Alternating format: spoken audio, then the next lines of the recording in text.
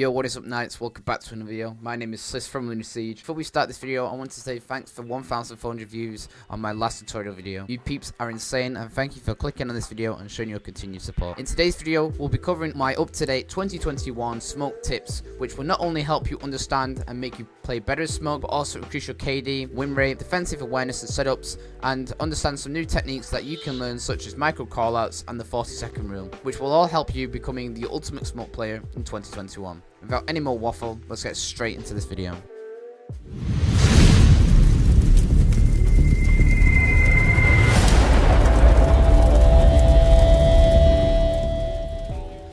So tip number one is really to understand and get used to smoke. I would recommend you turn on Protect Hostage on House and practice understanding smoke in terms of recoil control with the SMG-11. Start by practicing short range, then gradually increasing the distance to long range recoil control, either on a wall or at the start of a round or on a terrorist. To increase consistency with the SMG-11 in the long term, I recommend running around an elimination on T-Hunt with Sledge to practice the flicks and mouse placement like in a real game. Also with smoke, make sure to understand the damage range of the shotgun in terms of what's an instant down range or what's just a generic hit range. Make sure you practice and learn the mobility smoke system with smoke, which I'll show you right now, as it's hard to explain just by talking about it. So keep an eye on the smoke grenade. So as you throw your smoke grenade, but if you're either moving left or right, the smoke grenade momentum will actually move with you, kind of like watching yourself in a mirror. Also, allowing this and understanding this, what this would do is allow you to curve your smoke grenades around doors, hallways, etc., which will increase your chances of maybe downing an unexpected weak player, therefore increasing your KD. And this will also force someone out of a hold in a rotate, pushing you up or down the stairs, people walking up hallways, as well as people rappelling on windows, etc. I don't think a lot of players know about this, but it's worth giving a try in your spare time. Making sure you understand your operator is key to Rainbow Six Siege. If you don't understand your operator, you won't enjoy your operator. You become less motivated to play him, less confident, therefore you'll die a lot more, and you'll stop playing him. Every 5-man needs a good smoke player, as smoke is a highly important operator in Rainbow Six Siege, and in my opinion, one of the best operators in the game to make the defensive team win more effectively.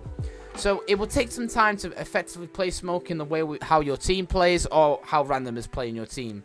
So you may get some toxic messages and voice chats because you're not playing him correctly, or failing to control the recoil because there's too much pressure, or failing to clutch. Just focus on each round and having an understanding you won't win every gunfight or clutch, but every death, every swing you make, and each kill that you earn will make you become more defensively aware, therefore increasing your chances for the operator in the future. You begin to learn what not and what to peek, when's the right time to throw your canisters, and so on. It took me a good 4 weeks to really start playing smoke consistently again, as I haven't played smoke since year 3 season 2, and that's when I was back on console.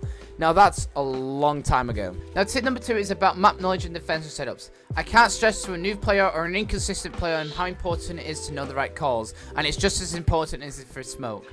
I highly recommend once you've finished this video to research yourself on callouts that you may not know on different maps by watching other videos on YouTube.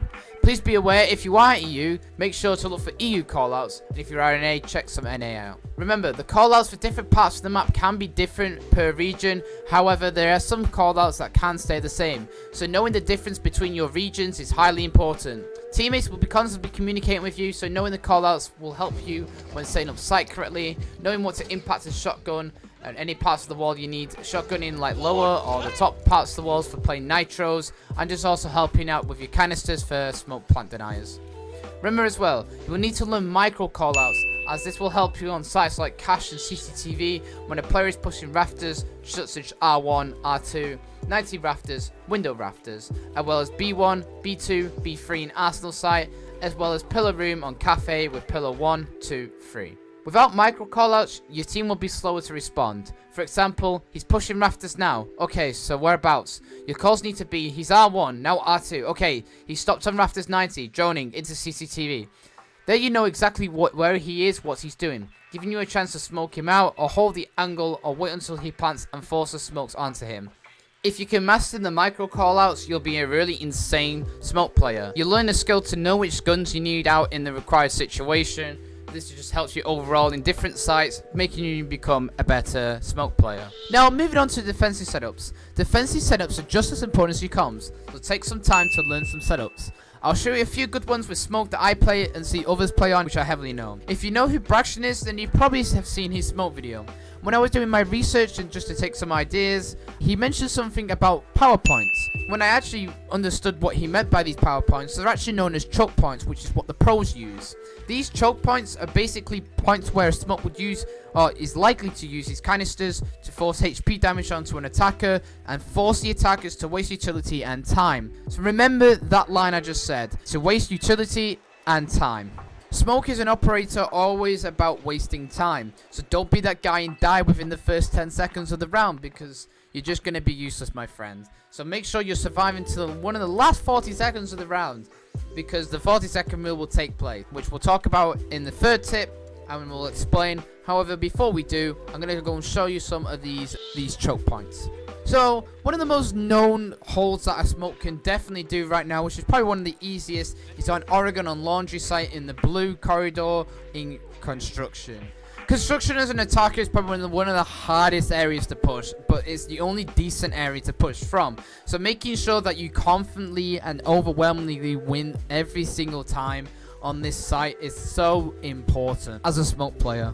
So when you actually push construction, you're faced with two angles as an attacker. You're faced with the mirror wall, or one of the walls being reinforced and being shot either through the wall, through a wall bang, or a hole in the wall, or a bullet hole. And then you also have to deal with the smoke down the actual blue corridor.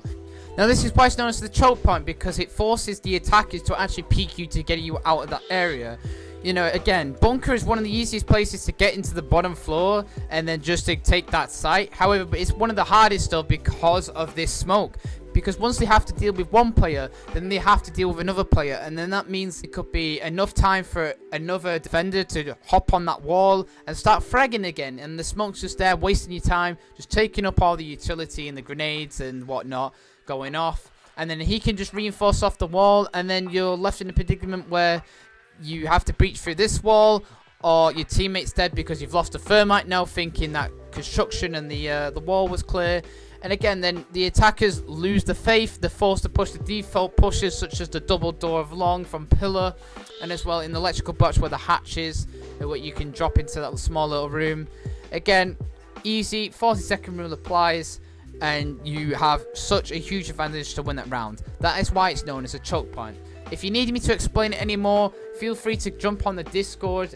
The link will be in the description, and just basically message me, because I'll get in a private call with you or just arrange a private chat just to explain it in more depth to you, just so you understand it, because it's a bit tricky to learn, but once you get the general idea on it, by basically your teammates holding two angles, you get the gist of it. I just don't want to talk about it too much because this video will go on for quite a while. Now let's talk about this 40-second rule I'm actually going on about, which is tip number 3. So the 40-second rule is quite easy to explain. So basically, this is when you see the attacker start to become a bit more peaky, a bit more aggressive, because he wants to start to get a plant onto site, or they want to frag to win the round. Now, everything you've just learned for this video now applies into the 40-second rules, because you have such a huge advantage, and depending on how much time and practice you put into smoke, this will basically play off in any game situation. So depending on how many canisters you have left, this will influence the last 40 seconds of the game. If you have 3 canisters, you will use your canister between either the 30 to 40 seconds, the 15 to 25, or the 0 to 10 seconds. If you have 2, you will use them between the 15 to 25 seconds and then the 0 to 10 seconds. However, if you only have 1 left, then only use it when you really need it. Don't have this attitude that you need to keep a canister for post-plan. This attitude absolutely stinks from Siege players. So only use your canisters when you need to stop a push, or to stop a rush, or just to isolate a defender for a 1v1.